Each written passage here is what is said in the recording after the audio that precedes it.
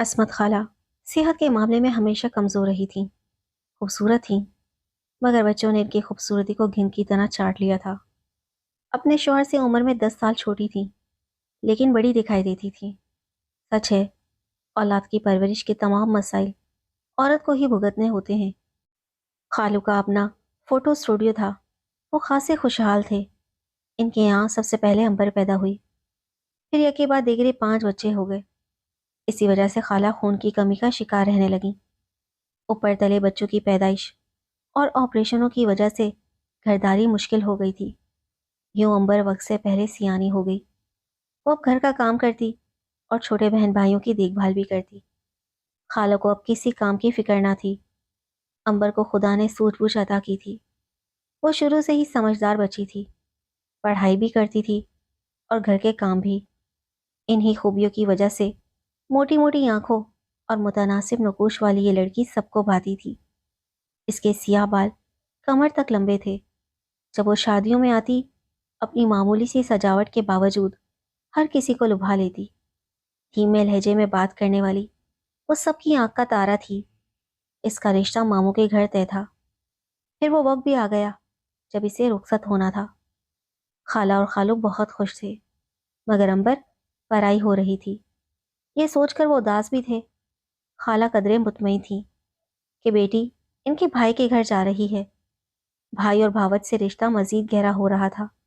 بہرحال نیک تمناؤں اور دعاؤں کے سائے میں یہ بچی والدین کے گھر سے رخصت ہو کر دوسرے شہر آ گئی۔ کمرہ خوب سجایا گیا تھا۔ وہ دلہن بنی سیج پر بیٹھی اپنے دلہے کا انتظار کر رہی تھی۔ ویسے تو دونوں آپس میں کزن تھے، مگر زیادہ بات چیت نہ تھی۔ قدموں کی آہٹ سنائی دی تو وہ گھونگھٹ میں سمٹ گئی۔ پھر کوئی کمرے میں آیا، خاموشی سے شادی کا تحفہ انگوٹھی کی صورت میں اس کو تھمایا، پھر اپنی جگہ سے اٹھا اور آئینے کے سامنے بیٹھ کر اپنے عکس سے باتیں کرنے لگا۔ امبر کو کچھ سمجھ میں نہ آیا۔ وہ یہ دیکھ کر حیران ہو رہی تھی کہ دلہا خود کو آئینے میں دیکھنے میں محو ہے۔ پھر جب اس کی باتوں کی آواز آنے لگی تو امبر نے تھوڑا سا گھونگھٹ سرکا دیا۔ ہارون آئینے سے گفتگو میں محو تھا۔ وہ اس کی اوٹ پٹانگ باتیں سنتی رہی۔ اسے ہارون کی ذہنی حالت پر شک گزرا۔ بظاہر تو وہ ٹھیک ٹھاک لگ رہا تھا۔ کچھ دیر بعد وہ اٹھا اور امبر سے کہا کہ میں تھک گیا ہوں، نیند آ رہی ہے، تم بھی تھک گئی ہوگی، سو جاؤ۔ یہ کہہ کر وہ صوفے پر سو گیا۔ اس عجیب و غریب سلوک پر امبر حیران تھی۔ صبح حسب معمول وہ عام لوگوں جیسا نظر آ رہا تھا۔ اس نے ہلکے کریم رنگ کا خوبصورت لباس پہنا ہوا تھا۔ اس کا قد کاٹ اچھا تھا۔ لڑکیاں اس کی خوبصورتی دیکھ کر امبر پر رش کر رہی تھیں۔ ولیمہ ہوا اور تمام لوگ ہنسی خوشی بن سور کر تقریب میں شرکت کرنے کے لیے آئے۔ امبر کی کچھ سہیلیاں اور قریبی کزنز بھی موجود تھیں، لیکن وہ کسی سے اپنے دل کا حال نہ کہہ سکی۔ لوگ کھا پی کر رخصت ہو گئے۔ رات آ گئی اور دلہن کمرے میں اس کا انتظار کرنے لگی۔ ہارون دوستوں سے فارغ ہو کر آیا اور اس سے 2 4 واجبی سی باتیں کرنے کے بعد پھر آئینے کے سامنے بیٹھ گیا اور خود کلامی کرنے لگا۔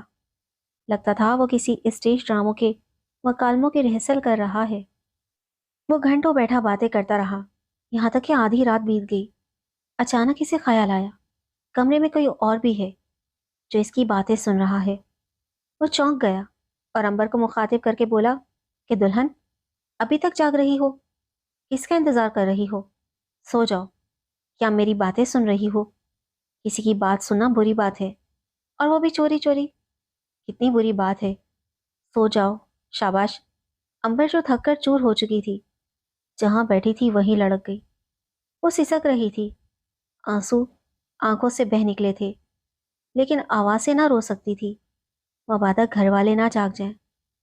مگر یہ ایک دن کی بات نہ تھی، یہ روز کا معمول ہو گیا۔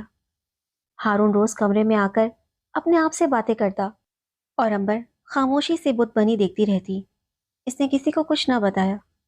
آخر کار 2 ماہ بعد جب وہ میکے ماں کے پاس رہنے آئی تو ایک دن پھوٹ پھوٹ کر رو دی۔ خالہ اور خالو بہت پریشان ہوئے۔ ماں کے اصرار پر اس نے بتایا کہ بظاہر نارمل نظر آنے والا ہارون در حقیقت نارمل نہیں ہے۔ وہ نفسیاتی طور پر تندرست نہیں ہے، شاید اس پر کوئی سایہ ہے۔ وہ امبر سے عجیب عجیب باتیں کرتا ہے، مثلاً یہ کہ اب بہت جلد اب یہ دنیا ختم ہونے والی ہے، تم بھی ختم ہو جاؤ گی۔ دیکھو آئینے میں یہ کون دیکھ رہا ہے؟ یہ میرا ہمزاد ہے، اور مجھے ہمزاد سے باتیں کرنا اچھا لگتا ہے۔ امبر نے سسرال واپس جانے سے انکار کر دیا۔ خالہ نے بھائی اور بھابھی سے بات کرنے کا فیصلہ کیا۔ اگر ہارون نارمل نہیں تھا تو ایسا ظلم کیوں کیا؟ کیوں ہمیں نہ بتایا؟ وہ بیٹی کو ساتھ لے کر ان کے گھر گئی، اور امبر نے اپنی ساس سسر کو سب کچھ بتایا۔ پہلے تو ممانی انکار کرتی رہیں کہ ایسی کوئی بات نہیں ہے، پھر بتایا کہ دراصل ایک بار گاؤں میں شادی تھی اور ہم ویرانے سے گزر رہے تھے کہ اچانک ہارون نے کوئی اجنبی مخلوق دیکھی اور ڈر گیا۔ تبھی وہ کبھی کبھی اس طرح کی باتیں کرنے لگتا ہے۔ شاید آئینے میں اسے اپنے چہرے کی جگہ کسی خوبصورت عورت کا چہرہ نظر آتا ہے۔ وہ اس اشک میں اتنا کھو جاتا ہے کہ پھر اسے کسی بات کا ہوش نہیں رہتا اور گرد و نواح کو فراموش کر بیٹھتا ہے۔ ہم نے اسے کامل کو دکھایا، انہوں نے کافی دیر تک دم کیا۔ ڈاکٹر کو بھی دکھایا، اس نے مشورہ دیا کہ اس کی شادی کر دی جائے تو ٹھیک ہو جائے گا۔ تب ہم نے اس کی شادی کر دی، جبکہ عامل نے کہا تھا کہ مسلسل عمل کرنا پڑے گا۔ کوئی پری اس پر عاشق ہے، یہ اس کی کارستانیہ ہے، وہ اس کا گھر آباد ہونے نہیں دے گی۔ یہ سن کر خالہ رونے لگی تو ہارون کے والد نے کہا، یہ عورتوں کے فسانے ہیں، ایسی کوئی بات نہیں، کوئی پری عاشق نہیں ہے، یہ بس کسی بات سے ڈر گیا تھا اور خود بخود ٹھیک ہو جائے گا۔ انہوں نے وعدہ کیا کہ وہ امبر کا خیال رکھیں گے اور ہارون کو بھی سمجھائیں گے، ضرورت پڑنے پر اس کا علاج بھی کروائیں گے۔ امبر وہاں رہنے پر تیار نہ تھی، مگر ایک بار آزمائش کے طور پر ٹھہر گئی۔ خالہ اور خالو بیٹی کو سسرال چھوڑ کر خود پریشان ہار لوٹ آئے۔ کچھ وقت اور گزر گیا مگر حالات نہ بدلے۔ ہارون نے ٹھیک ہونا تھا نہ ہوا، وہ کہتا تھا میں ٹھیک ہوں، علاج کس بات کا کرواؤں۔ امبر پیلی زرد پڑنے لگی، اس کی آنکھوں کے نیچے ہلکے گہرے ہونے لگے، وہ ہر وقت روتی رہتی۔ آخر کار کچھ عرصے بعد جب خالہ اور خالو بیٹی سے ملنے گئے تو وہ ان کے گلے لگ کر پھوٹ پھوٹ کر رونے لگی۔ میں یہاں نہیں رہوں گی، خدا کے لیے مجھے لے جائیے۔ تب انہیں اندازہ ہوا کہ بات معمولی نہیں، ورنہ ان کی فرما بردار بیٹی یوں نہ کہتی۔ وہ اسے واپس گھر لے آئے۔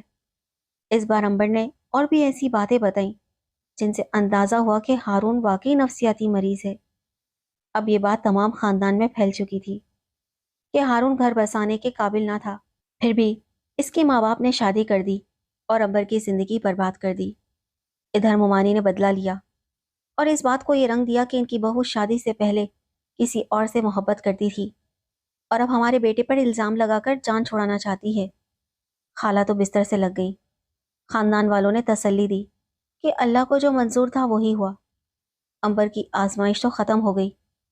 طلاق کے صرف 6 ماہ بعد خالو کی بہن مہاجبین اپنے بیٹے شاہو کے لیے رشتہ مانگنے آ گئی۔ انہوں نے کہا، اب تو مجھے امبر کا رشتہ دے دو۔ شاہو بھی کویت سے آ کر ماموں کے قدموں میں بیٹھ گیا۔ ہمارے خالو نے سوچا کہ پہلے بیوی کے بھائی کے گھر رشتہ دیا تو کیوں نہ اب اپنی بہن کی جولی مرادوں سے بھر دوں، شاید قسمت راضی ہو جائے۔ شاہو عرصے سے کویت میں تھا اور کسی کو علم نہ تھا کہ وہاں کیا کرتا ہے۔ اتفاق سے انہی دنوں ایک جانے والا جو کویت میں رہتا تھا پاکستان آیا۔ اس نے دبے لفظوں میں بتایا کہ سنا ہے شاہو نے وہاں شادی کی ہوئی ہے۔ خالہ اور خالو نے یہ سن کر سخت پریشانی محسوس کی۔ خالہ تو ویسے ہی خاموش اور مجبور ہو گئی تھی، انہیں امبر کی پہلی شادی نے بڑا دھچکا پہنچایا تھا۔ امبر بھی شادی کے ذکر پر زرد پڑ جاتی تھی، مگر ماں باپ نے سمجھایا تو خاموش ہو گئی کہ شاید اب اللہ کرم کر دے اور یہ میرے ماں باپ پریشانی سے نکل آئے۔ یوں سادگی سے امبر کا نکاح شاہو سے ہوا اور اس کی چھوٹی بہن کا نکاح شاہو کے چھوٹے بھائی اختر سے کر دیا گیا۔ رخصتی تب ہونی تھی جب دونوں بھائی کویت سے آ کر بلا پاتے۔ نکاح کی تقریب کے 2 ماہ بعد خالو کو کئی ذرائع سے علم ہو گیا کہ نہ صرف شاہو شادی شدہ ہے بلکہ 3 بچوں کا باپ بھی ہے۔ اس کا بھائی اختر بھی شادی شدہ اور 2 بچوں کا باپ تھا۔ یہ سن کر خالہ اور خالو کے ہاتھ پھول گئے۔ انہوں نے اپنی بہن سے پوچھا، یہ کیا سن رہا ہوں تمہارے بیٹوں کے بارے میں؟ پہلے تو وہ مسکرا دی، پھر بولی، وہ اپنی عربی بیویوں سے تنگ ہیں اور انہیں چھوڑنا چاہتے ہیں، وہ جلد چھوڑ دیں گے۔ امبر کے والد دوسری بار بیٹی کو طلاق دلوانا نہیں چاہتے تھے، لہٰذا انہوں نے خود شاہو سے بات کرنے کا فیصلہ کیا۔ مگر اس نے صاف انکار کر دیا۔ میں کویت والی بیوی کو نہیں چھوڑوں گا، اور امبر کو وہاں لے جانا بھی ممکن نہیں۔ کچھ مجبوریاں آڑے آ رہی ہیں۔ وہ پاکستان میں رہے گی، اور میں کبھی کویت اور کبھی پاکستان آتا جاؤں گا۔ البتہ اختر نے کہا، سمرین کو میں بلا لوں گا۔ میں نے کویت میں مجبوری میں شادی کی تھی، لیکن میرا اصل نباہ اپنی دیسی بیوی کے ساتھ ہی ہوگا۔ ماں باپ بھی کتنے مجبور ہوتے ہیں، کوشش کرتے ہیں کہ بیٹی کا گھر بس جائے۔ سمرین نے مجبوراً یہ قبول کر لیا کہ اسے کویت میں سوکن کے ساتھ گزارا کرنا پڑے گا۔ مگر امبر کا مسئلہ پھر الجھ گیا۔